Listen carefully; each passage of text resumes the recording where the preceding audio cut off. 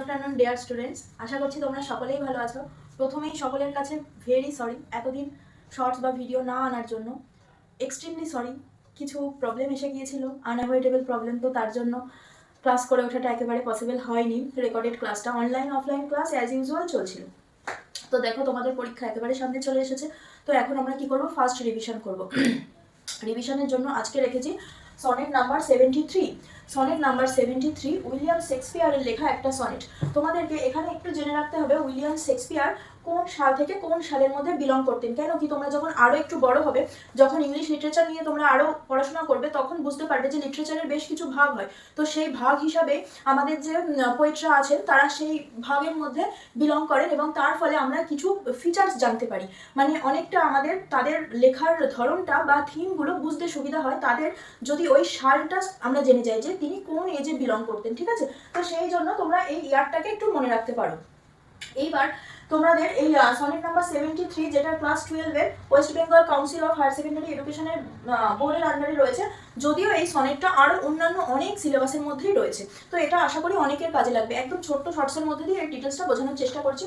Publish হয়েছিল দেখো 1609-এ, আর William Shakespeare total 154 sonnet লিখেছিলেন, যার মধ্যে ফার্স্ট 1 to 6 সনেট ডেডিকেট করেছিলেন মিস্টার ডব্লিউ.এইচ.কে, যিনি উইলিয়াম শেক্সপিয়ারের বন্ধু হিসাবে ভাবা হয়। যদিও ক্যারেক্টারটা ক্লিয়ার নয় রিডার্সের কাছে যে তিনি ঠিক কে, তবে উইলিয়াম হার্বার্টকেই ভাবা হয় যে ইনি হচ্ছেন মিস্টার ডব্লিউ.এইচ।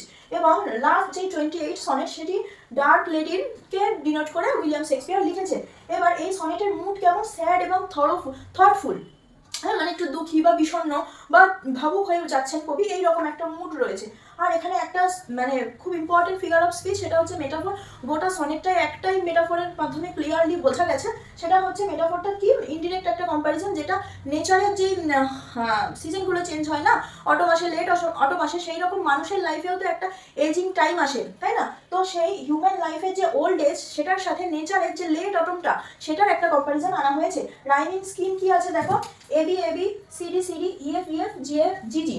এটা যেহেতু একটা সনেট 14 লাইনের হবে, AB AB, CD CD, EF EF 12 line, এবং জিজি কাপলেট, এটা হচ্ছে জিজি। তো এটা হচ্ছে রাইমিং স্কিম। থিম কি রয়েছে, থিম হচ্ছে যে আমাদের যে বার্ধক্যকালটা আসবেই, যেটাকে আমরা কখনো অ্যাভয়েড করতে পারি না, সেই বার্ধক্যকালটা যে আসবে এবং মর্টালিটি যেটা হিউম্যানের সাথে জড়িত, যে তুমি জন্মেছো মানে তুমি মরবেই, এটা একেবারে ইটারনাল ট্রুথ, এইটাকেই বোঝানো হয়েছে। সেটা সমস্ত লিভিং বিংসের ক্ষেত্রেও হয়, মানুষের ক্ষেত্রেও হবে।